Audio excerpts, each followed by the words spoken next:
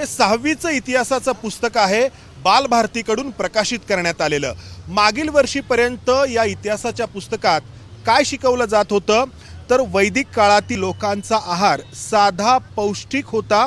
त्या काळात लोक शेती आणि पशुपालन यावर अवलंबून होते, त्यामुळे त्यांच्या आहारात धान्य, दूध, दही, तूप, मध आणि भाज्या यांचा समावेश होता। सातू, गहू, तांदूळ, बाजरी इत्यादी धान्यांचा वापर ते करत आणि उडीद, मसूर आणि तीळ तसेच मांस या पदार्थांचाही त्यांच्या आहारात समावेश होता। मांस या पदार्थांचाही त्यांच्या आहारात समावेश होता। हे वाक्य यावर्षी बालभारतीकडून प्रकाशित करण्यात आलेल्या या नवीन पुस्तकातून गायब करण्यात आलंय। दुसरा आणखी एक बदल या पुस्तकात करण्यात आलाय तो म्हणजे भारतातील जात व्यवस्थेबद्दलचा उल्लेख। आधीचं जे पुस्तक आहे 6वीचं त्याच्यामध्ये उल्लेख होता की त्या काळात समाजात ब्राह्मण, क्षत्रिय, वैश्य व शूद्र असे वर्ण होते। हे वर्ण व्यवसायावरून ठरत नंतरच्या काळात वर्ण जन्मावरून ठरू लागले, त्यामुळे जाती निर्माण झाल्या। जाती व्यवस्थेमुळे समाजात विषमता निर्माण झाली। हा उल्लेख मागील वर्षीपर्यंतच्या पुस्तकात आहे आणि या वर्षीचं या पुस्तकामध्ये हाच उल्लेख जो आहे तो बदलण्यात आला आहे। त्याच्यामध्ये काय म्हटलेलं आहे की गावच्या प्रमुखाला ग्रामणी आणि राजाच्या प्रमुखाला राजा म्हणत समाजातील सर्वांना धर्म, सत्य आणि न्याय यांचे पालन करणे आवश्यक मानले जात असे। लोक परस्परांशी सहकार्याने आणि प्रेमभावाने वागत प्रत्येक व्यक्तीला समाजात विशिष्ट जबाबदारी आणि स्थान होते। वैदिक समाजात ब्राह्मण, क्षत्रिय, वैश्य आणि शूद्र हे 4 वर्ण होते। हा इतिहास लपवण्याचा प्रयत्न आहे का? आणि यातून भारतामध्ये ज्या सामाजिक चळवळी झाल्या त्या चळवळींचाच इतिहास एका अर्थाने नाकारण्याचा, पुसून टाकण्याचा प्रयत्न होतोय का? बालभारतीने त्यांच्या या पुस्तकात केलेले बदल का करण्यात आलेत याबद्दल आम्ही बालभारतीच्या ज्या अनुराधा ओक आहेत यांच्याशी वारंवार संपर्क साधण्याचा प्रयत्न केला, मात्र त्यांनी प्रतिसाद दिलेला नाही। त्यांच्याशिवाय इतर ज्या कोणी बालभारतीच्या अधिकार पदावरती व्यक्ती आहेत त्यांना देखील आम्ही त्यांची बाजू विचारली, मात्र त्यांनी याबद्दल बोलण्यास नकार दिलाय। मग हे असं का होतंय? इतिहास जर योग्य पद्धतीने पुढच्या पिढीपर्यंत गेला नाही तर पुढची पिढी भविष्याकडे डोळसपणे पाहू शकत नाही असं म्हटलं जातं।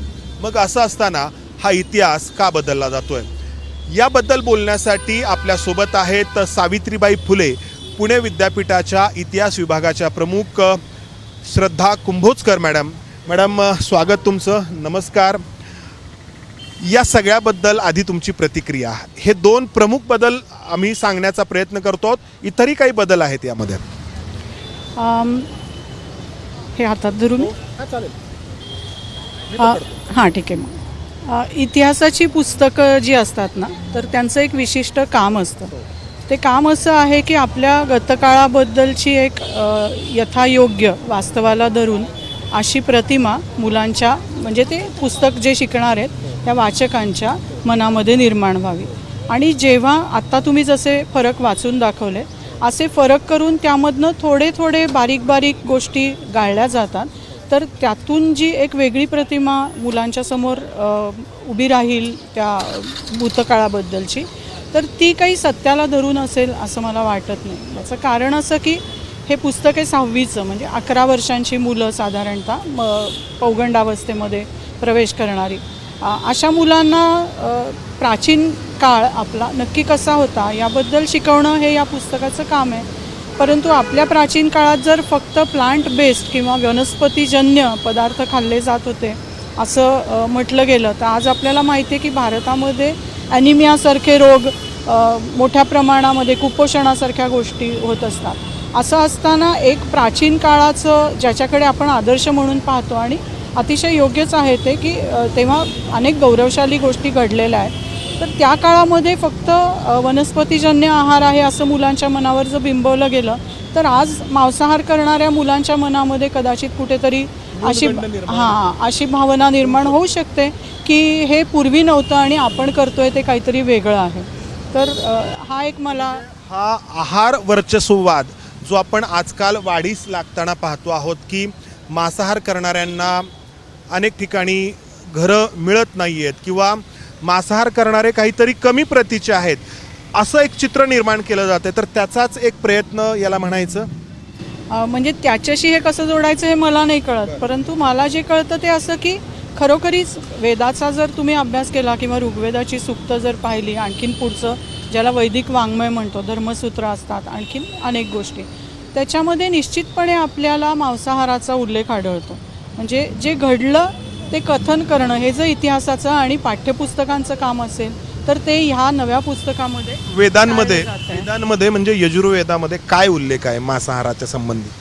यजुर्वेदामध्ये नव्हे, ऋग्वेदामध्ये आणि धर्मसूत्र याच्यामध्ये विशेष करून आपल्याला उल्लेख आढळतो की जेव्हा पाहुणे येतात तेव्हा त्यांचा पाहुणचार कसा करावा, आणि त्यामध्ये मग वेगवेगळ्या प्रकारचं मांस पाहुण्यांसाठी आपण जसं आत्ताही आपण घरी पाहुणे आले तर करू तसं मोठ्या वळू ऑक्स म्हणून त्याचं देता येतं मांस, किंवा गोट कालवड किंवा एक कोवळा बैल. कालवडीचा थोडा उशिराने उल्लेख येतो उत्तरामचरितामध्ये, पण धर्मसूत्रांमध्ये आपल्याला या मोठ्या प्राण्यांचं आणि शिवाय घोडा असेल किंवा बैल असेल, बोकड असेल यांचं बैल आणि बकरी यांच्याबद्दल निश्चित उल्लेख आढळतो.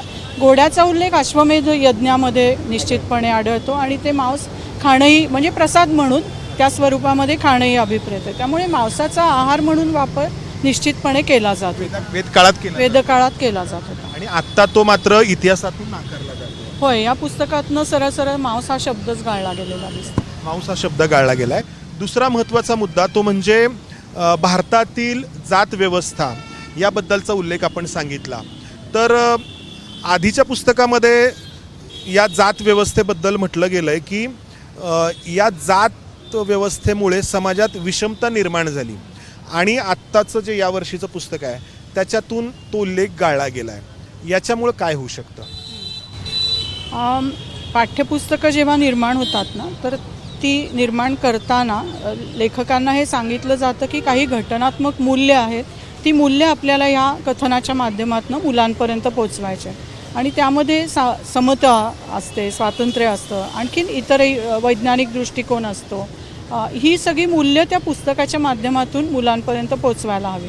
तर हे जे समतेचं मूल्य आहे, सामाजिक समतेचं मूल्य, त्याला मोठा अडथळा गेली 2000 वर्ष आपण पाहतोय भारतीय इतिहासात, म्हणजे जातीची व्यवस्था आहे, आणि ती कुठेतरी समतेला हानिकारक आहे. हा एक नकारात्मक त्याचं जे मूल्य आहे, ही वाईट गोष्ट आहे, हे जर मुलांच्या मनावरती बिंबवलं गेलं नाही आत्ता, तर त्यांना वाटेल की ही छान मस्तपैकी तुम्ही पांढरा शर्ट घातला आणि मी वेगळा ड्रेस घातलाय, इतकी सोपी चॉईसची गोष्ट आहे. तर ती तशी नव्हती. जात ही वाईट आहे, म्हणजे जाती व्यवस्था ही वाईट आहे हे सांगणं गरजेचं आहे मुलांना, अतिशय गरजेचं आहे. आणि त्यातून विषमता निर्माण होते जी वाईट आहे, हे सगळं पोचवणं हेच खरं पाठ्यपुस्तकांचं काम आहे. त्यामुळे ते नाही होते. याच्यातून जो काही जात व्यवस्थेच्या विरोधात लढा उभारला गेला, जे आपण फुले शाहू आंबेडकर वारंवार उल्लेख करतो, तर तो सगळा लढा किंवा तो चळवळीचा इतिहासच एका अर्थाने मग तुम्ही बाद ठरवता किंवा नाकारता. म्हणजे तरी महात्मा फुले आणि राजर्षी शाहू महाराज, डॉक्टर बाबासाहेब आंबेडकर यांनी जे लढे दिले ते 19व्या शतकात 20व्या शतकामध्ये दिले, पण आपल्याला इमिडिएट वेद कालखंडाच्या नंतरचं दिसतं म्हणजे गौतम बुद्धांचा विचार आणि महावीर म्हणजे जिनेंद्र, तर वर्धमान महावीरांचा विचार.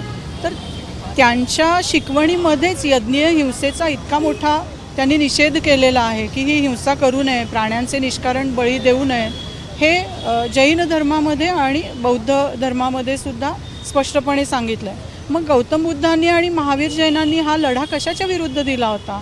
जर इथे लोक मांस खातच नव्हते आणि यज्ञीय हिंसा होतच नव्हती, किंवा त्याबद्दल आपण काहीच बोलणार नाही आहोत, किंवा वर्णव्यवस्थेतल्या उच्च नीचतेबद्दल, विषमतेबद्दल बोलणार नाही, तर आपल्याला मुलांना ते पुढचं जे आकलन आहे ना, ते त्यांचं अपुरं राहील असं येतं. त्यामुळे ते अशास्त्रीय आहे असं मी म्हणतो. आपल्या धर्माबद्दल अभिमान हा असायलाच हवा.